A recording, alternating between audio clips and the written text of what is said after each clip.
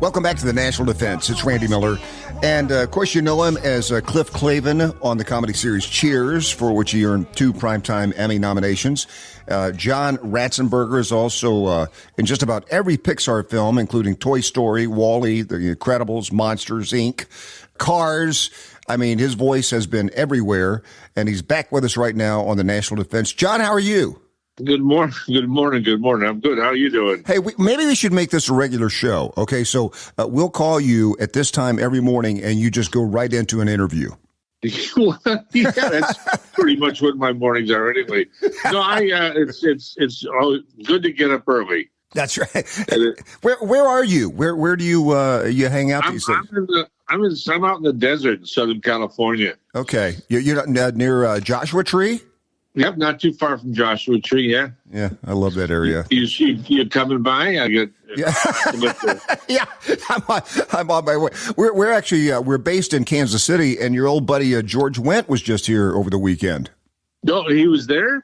Yeah, he comes in every year. You know, he's Jason Sudeikis' uncle. Jason's got a charity event there, right? Yeah, called Big Slick. And so he came in, and they actually did a hilarious spoof of the old Da Bears thing they did on SNL. So it was great. He's still hilarious. You guys, you see any of the old Cheers crew?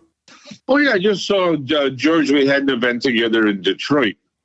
So I met up with him there, spent some time. Well, always good to see him. But he's pretty much the only one I see. Yeah. Well, no, I saw Ted and Woody. I don't know. Well, actually, about 5-6 months ago. You know, I didn't realize until I was reading this the other day, but Cliff Clavin was not supposed to be a part of Cheers originally, right? No, he didn't exist until I walked in the room. Yeah. Well, see, I never went to acting school, so I didn't know how to this audition thing. It doesn't occur to me what to do. I'm kind of like a ship without a rudder, and because I had spent 10 years overseas in England doing my own shows with another fellow I went to college with, Ray Hassett. And we became the toast of the town and improvised comedy for 10 years. Wow. So by the time I got to Los Angeles, I just show up and turn the cameras on. I'm good to go. Anyway, long story. But the audition, I failed it. And as I was walking out the door, I just turned back to the producers and I said, "You have a bar know-it-all." And one of them said, "What are you talking about?" So I immediately picked up I think it was a Bic pen off his desk. And I explained to him the history of the Bic pen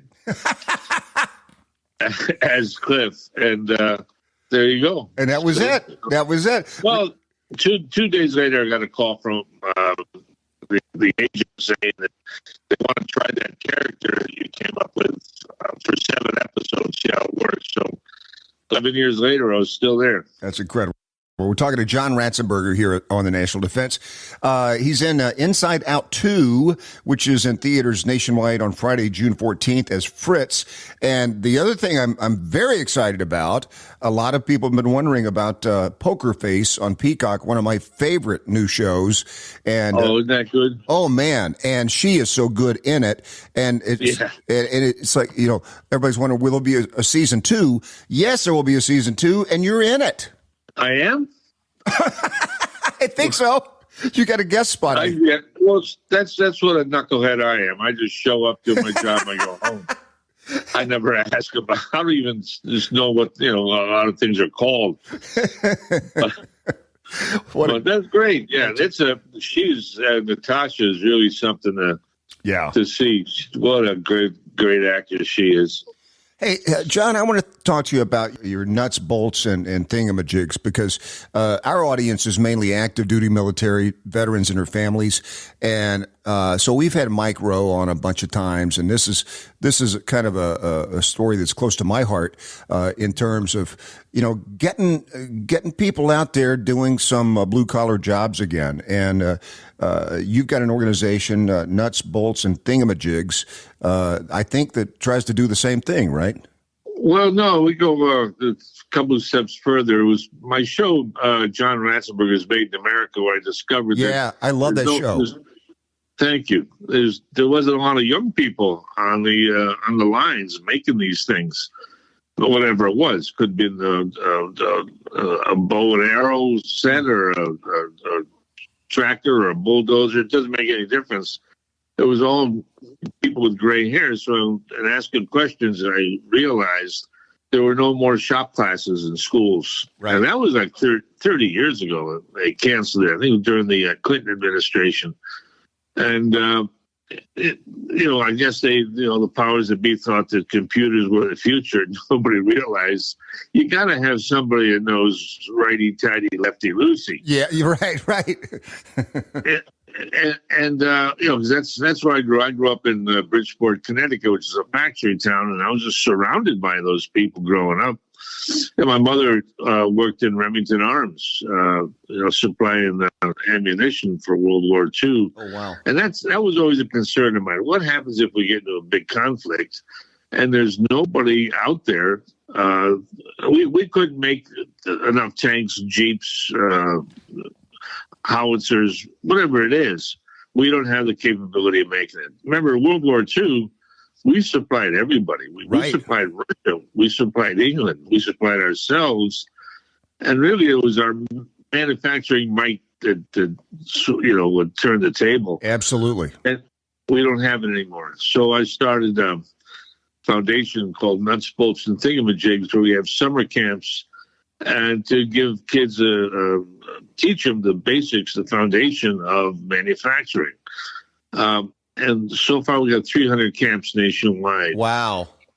And it's great that Mike Rowe jumped in there a few years after my show started to realize that this is I don't even address it as blue collar workers. To me, they're essential workers. Right, exactly. Yeah, because everything we do is based on an infrastructure: water, electricity, roads, airplane, whatever it is. Someone has to make it, repair it, maintain it, and gone. Yeah, and you're giving these kids lifetime skills too. I mean, maybe they don't do it for a living, but who do you know anymore who can do that kind of stuff? I was a carpenter before I became an actor, and I remember I was like 14 years old, and I said to myself, I want to learn how to build a house and everything in it. So I did, and that's what I did to my kids too, and anybody who's listens long enough. I said, look, get a skill that you own that nobody can take away from you. Right. Get whatever that skill is, and it's yours. You own it. Yeah. You can go anywhere in the world to get a job the next day. I'm still looking for it. Doesn't make any difference. So, I want to mention before we go too that a movie that you made with, I think it's 2012, with Paul Rudd and Jennifer Aniston, Wanderlust, which is hysterical. It's going to be streaming on Apple Plus starting on Monday. So if you haven't seen that, John's in it. It's so funny. John, listen, thank you for what you're doing, man. Thank you for taking the time, and best of luck with everything. And then thank you.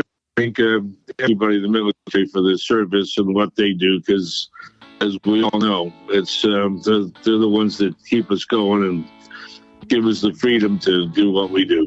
Amen. We'll be right back here on the National Defense.